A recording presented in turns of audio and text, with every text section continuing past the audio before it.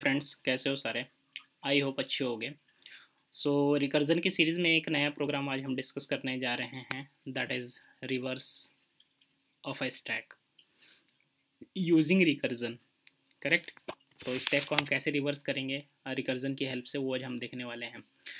Problem काफ़ी important इस वजह से है क्योंकि हम इसमें कोई भी एक एक्स्ट्रा स्पेस यूज़ नहीं करने वाले हैं। लाइक आप कह सकते हो कि इसको बहुत ईजी है। आई मीन पहले स्टैक को दूसरे में किसी टेम्प स्टैक में इंसर्ट करके अगर हम इसको I mean with the help of second temp stack हम ये इजीली कर सकते हैं, लाइक थर्ड में असाइन कर सकते हैं।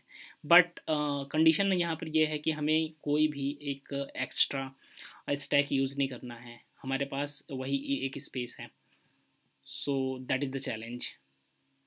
सो प्रॉब्लम को आगे बढ़ाने से पहले हम देख लेते हैं कि ये प्रॉब्लम है क्या और रिवर्स का क्या मतलब होता है। रिवर्स आई मीन 3-2-3-1-2 है, तो टॉप वाली चीज़ हमारी बॉटम में चली जाती है, बॉटम वाली चीज़ टॉप में चली जाती है।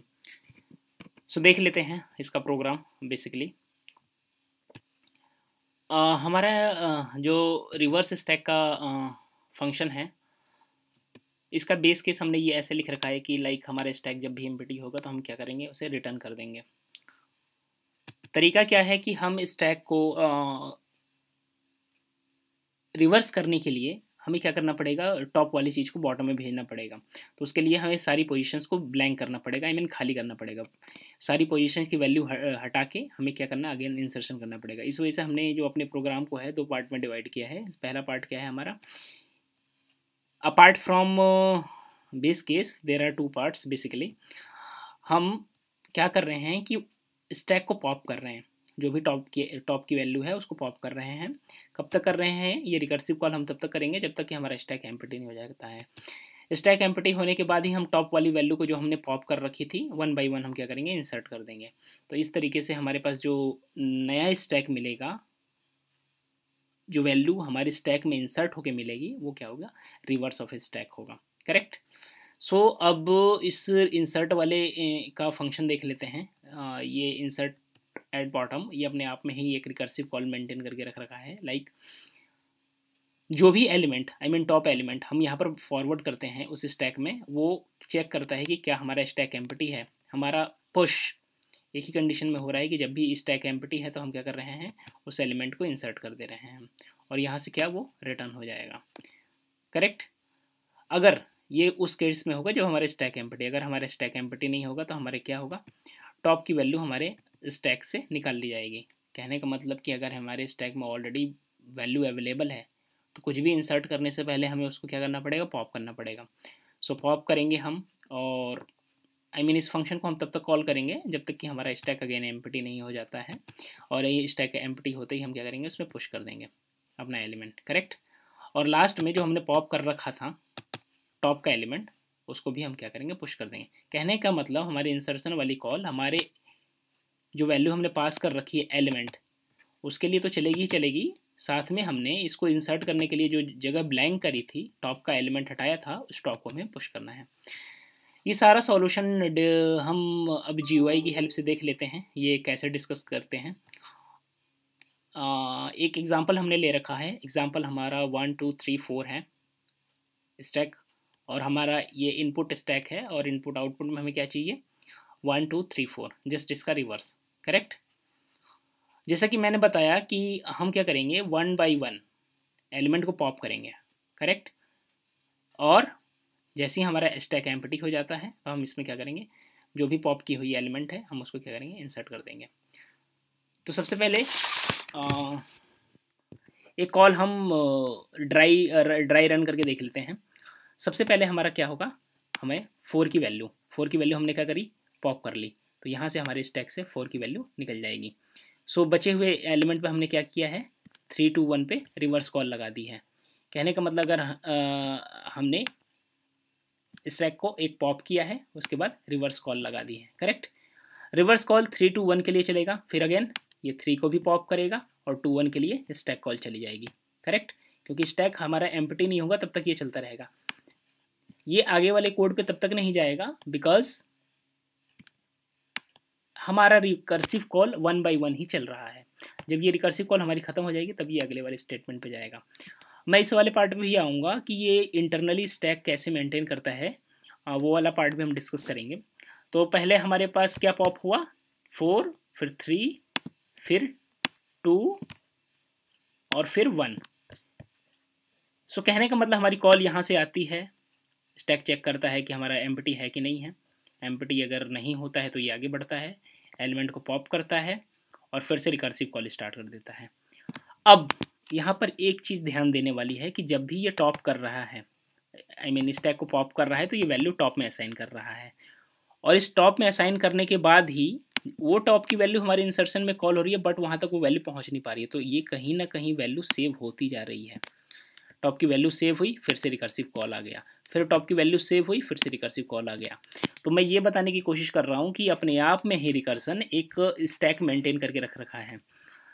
जैसे कि पहले हमने 4 को पॉप किया, करेक्ट, तो ये 4 को पॉप किया तो ये हमारा रिकर्सिव कॉल में 4 यहाँ पर आके इंसर्ट हो गया, रिजर्व प्लेस में कह सकते हो आप। 3 को पॉप किया क्योंकि हमारी इंसर्ट वाली कॉल आगे नहीं जा रही है, तो ये कहीं ना कहीं स्टोर होता रहता है। फिर 3 के लिए पॉप किया तो ये आके यहाँ पे स्टोर हो गया। फिर सेकंड वाले के लिए कॉल गई है तो ये आके यहाँ पर स्टोर हो गया। फिर फर्स्ट वाले के लिए कॉल गई है तो ये आके यहाँ पे स्टोर हो गया। अब अगली कॉल जैसे ही जाएगी तो यहाँ पर चेक करेगा क्या स्टैक एम्प्टी है, तो बोलेगा हाँ बिल्कुल एम्प्टी है, तो ये आगे कॉल ना जाकर यहीं से ये रिटर्न हो जाएगा। करेक्ट, रिटर्न होने का मतलब है कि अब हमारा जो बैक ट्रैक होगा, तो इंसर्शन वाला जो वर्क, जो लाइन नंबर 10 का कोड है जो हमारा रुक गया था, वो अब स्टार्ट होगा। करेक्ट, सो इंसर्शन अब स्टार्ट होगा। इंसर्शन के लिए हमारे पास वो वैल्यू कहाँ से पिक करेगा, हमें स्टैक पास करना है और टॉप पास करना है। ये जितनी वैल्यू है यहाँ पर, ये वाली, ये सारी हमें टॉप के वेरिएबल के नाम से मिली है। करेक्ट, ये जितनी भी वैल्यू है हमारी, ये क्या है, टॉप वेरिएबल के नाम से है। करेक्ट, क्योंकि पहली बार में हमें क्या मिला, 4 एज अ टॉप मिला, फिर 3 एज अ टॉप मिला, फिर 2 एज अ टॉप मिला, फिर 1 एज अ टॉप मिला। करेक्ट, अब हम जैसे ही बैक ट्रैक कर रहे हैं, इंसर्शन वाली हमारी कॉल जाएगी तो स्टैक के साथ साथ हमें क्या भेजना है, टॉप भेजना है। तो स्टैक तो हमारा ब्लैंक है, और ब्लैंक के साथ पहली वैल्यू स्टैक से निकलेगा, तो पहली वैल्यू हम क्या भेजेगा, 1 भेजेगा। करेक्ट, सो हमारा अब इंसर्शन वाले कॉल पे जाते हैं, ये चेक करेगा स्टैक क्या एम्प्टी है, स्टैक क्या एम्प्टी है, तो एलिमेंट को क्या करे, सीधे सीधे पुश कर दे। तो पहली बार हमारा जो इंसर्शन होगा वो 1 इंसर्ट होगा। करेक्ट, फिर सेकंड कॉल जाएगी, सेकंड कॉल 1 का काम तो हो गया। अब ये सेकंड कॉल 2 के लिए, ये आप ध्यान रखो कि ये जो है स्टैक मेंटेन कर रहा है, कौन, रिकर्सिव कॉल। सो वहाँ से हम वैल्यू पिक कर रहे हैं, तो सेकंड वैल्यू उठाएगा, सेकंड वैल्यू उठाकर यहाँ पर चेक करेगा क्या स्टैक एम्प्टी है, स्टैक एम्प्टी तो नहीं है, तो नहीं एम्प्टी है तो पहले इसे पॉप करो और पॉप की वैल्यू को टॉप में सेव करो। यही प्रोसेस हम अगेन रिपीट कर रहे हैं। कहने का मतलब कि बिफोर इंसर्टिंग एनी वैल्यू हमें क्या करना पड़ेगा, सबसे पहले उसे पॉप करना पड़ेगा। सो यहाँ पर 1 था, 1 को हमने क्या कर लिया, पॉप कर लिया। सो इसको हम क्या करते हैं, पॉप कर लेते हैं, और पॉप करके हमने क्या किया, 1 को किसी प्लेस पे सेव कर के रख लिया। ये अपने आप में भी स्टैक मेंटेन कर रखेगा, जैसे कि यहाँ पर हुआ था। करेक्ट, सो 1 को हमने हटा लिया और फिर स्टैक हमारा एम्प्टी हो गया, और स्टैक एम्प्टी हो गया तो हम एलिमेंट को पुश कर देंगे, तो यहाँ पर हमारा 2 पुश हो गया। करेक्ट, अब 2 को पुश करने के बाद ये कह रहा है कि आपने इंसर्ट कॉल तो लगा दी, दोबारा एलिमेंट को 2 को इंसर्ट करने के लिए, बट लास्ट में जो आपने एलिमेंट निकाला था उसको भी इंसर्ट कर दो। 1 वाली वैल्यू हमने निकाल के रख रखी थी, जैसे ही 2 इंसर्ट हो गया है हमने क्या किया, 1 को भी इंसर्ट कर दिया। तो इस तरीके से हमारा स्टैक के पास जो फाइनल आउटपुट वाला स्टैक है उसमें 2 वैल्यू आ चुकी हैं। करेक्ट, अगली कॉल जाएगी हमारी 3 के लिए, जो हमारा ये रिकर्सिव कॉल है, ये 3 के लिए आएगा। 3 के लिए सेम वही चलेगा, चेक करेगा क्या स्टैक एम्प्टी है, बोलेगा स्टैक तो एम्प्टी नहीं है, तो स्टैक एम्प्टी नहीं है तो सबसे पहले इसे बाहर निकालो। करेक्ट, टॉप को, फिर इसे भी बाहर निकालो। करेक्ट, अब ये ऑर्डर आप ध्यान से देखिएगा, पहले 1 निकल रहा है, फिर 2 निकल रहा है, फिर 3 को इंसर्ट कर दिया। करेक्ट,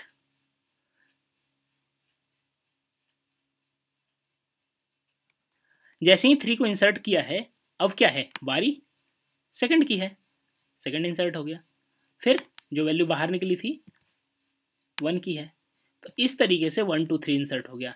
अब फाइनल जब ये 4 की कॉल लगेगी तो 4 के लिए भी ये चेक करेगा क्या यह स्टैक एम्प्टी है, स्टैक एम्प्टी नहीं है, तो ये 1 को भी पॉप करेगा, 2 को भी पॉप करेगा, 3 को भी पॉप करेगा एंड 4 एम्प्टी स्टैक में इंसर्ट कर देगा।